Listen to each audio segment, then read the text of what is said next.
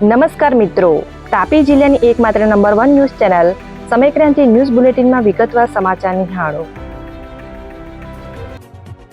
કુકરમુંડા પોલીસે ફુલવાડી 3 રસ્તા ખાતેથી ગેરકાયદેસર પશુ ભરી જતા ટેમ્પો ઝડપી લઈ 19 લાખનો મુદ્દામાલ કબજે લીધો. કુકરમુંડા પોલીસ મથક ખાતેથી બુધવારના રોજ 5 કલાકે મળતી વિગત મુજબ ફુલવાડી 3 રસ્તા નજીકથી ગેરકાયદેસર પશુ ભરી જતી ટેમ્પો ઝડપી લઈ 19 લાખનો મુદ્દામાલ કબજે કરાયો છે. જેમાં પોલીસે શરીફ ખાન દિવાન અને નાઝીમ ખાન પઠાણને ઝડપી લઈ તોસીફ મકરાણી અને હાસિમ સિંધીને વોન્ટેડ જાહેર કરી કાયદેસરની કાર્યવાહી હાથ ધરી છે. સોંગઠ તાલુકાના મલંગદેવ ગામે ખેતરમાં ગયેલા આધેડને સાપે ડંખ મારતા મોત નીપજ્યું. તાપી જિલ્લાના મલંગદેવ ગામેથી બુધવારના રોજ 4 કલાકની આસપાસ મળતી વિગત મુજબ સોંગઠ તાલુકાના મલંગદેવ ગામના આધેડ રતન ગામી તેમના દીકરા સાથે ખેતરમાં ઘાસચારો જોવા માટે ગયા હતા. ત્યારે અચાનક ઝેરી સાપે ડંખ માર્યો હતો. બાદમાં તેમને સારવાર અર્થે ખસેડવામાં આવ્યા હતા, જ્યાં સારવાર દરમિયાન તેમનું મોત થતા કાર્યવાહી હાથ ધરવામાં આવી છે. ઉચ્છલ તાલુકાના હરિપુર ગામની પ્રાથમિક શાળાની કલેક્ટરે મુલાકાત લીધી. તાપી જિલ્લાના કલેક્ટર દ્વારા બુધવારના રોજ 11 કલાકની આસપાસ ઉચ્છલ તાલુકાના હરિપુર ગામની પ્રાથમિક શાળાની મુલાકાત લઈ નિરીક્ષણ કરવામાં આવ્યું હતું, જેમાં શાળાના શિક્ષકોને જરૂરી માર્ગદર્શન આપ્યા બાદ વિદ્યાર્થીઓ સાથે શિક્ષણ અંગે ચર્ચા કરી માર્ગદર્શન આપવામાં આવ્યું હતું, જેમાં અન્ય અધિકારીઓ હાજર રહ્યા હતા. નિઝર તાલુકાના દેવાડા ગામના ખેતરમાં વીજપોલ નમી જવાથી અકસ્માતનો ભય ફેલાયો છે. નિઝર તાલુકાના દેવાડા ગામેથી બુધવારના રોજ 3 કલાકે મળતી વિગત મુજબ દક્ષિણ ગુજરાત વીજ કંપનીની બેદરકારીના કારણે વીજપોલ નમી ગયેલી હાલતમાં દ્રશ્યમાન છે, જેનું તાત્કાલિક રિપેરિંગની માંગ ઉઠી છે. આ વીજપોલ નમી જતા ત્યાં વાયરો પણ ખુલ્લા પડી ગયા હોવા છતાં વીજ કંપનીએ કોઈ ધ્યાન આપ્યું નથી, જેના કારણે તે હવે કોઈ પણ સમય પડી શકે છે અને મોટી દુર્ઘટના સર્જી શકે છે.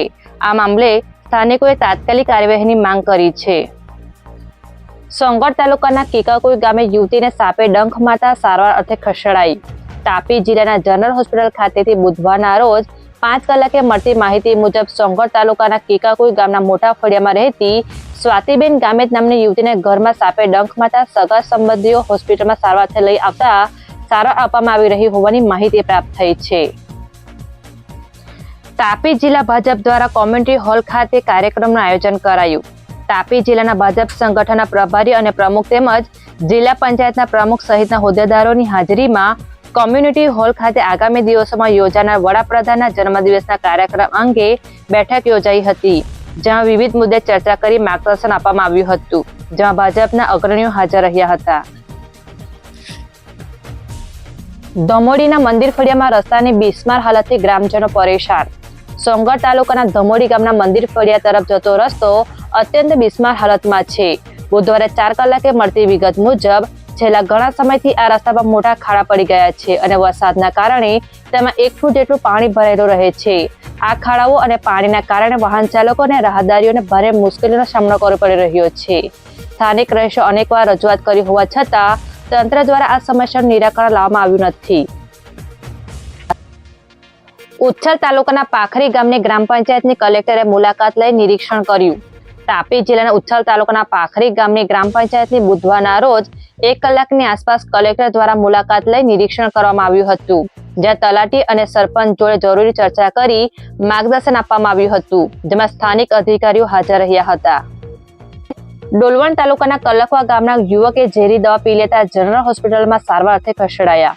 તાપી જિલ્લાના વ્યારા જનરલ હોસ્પિટલ ખાતે આવેલ પોલીસ ચોકી ખાતેથી 3 કલાકે મળતી વિગત મુજબ ડોલવણ તાલુકાના કલકવા ગામના મયુર પટેલ નામના યુવકે અગમ્ય કારણસર ઝેરી દવા પી લેતા આસપાસના લોકોને જાણ થતા વ્યારા જનરલ હોસ્પિટલમાં સારવાર અર્થે ખસેડાયો હતો, જ્યાં સારવાર આપવામાં આવી રહી હોવાની માહિતી પ્રાપ્ત થઈ છે.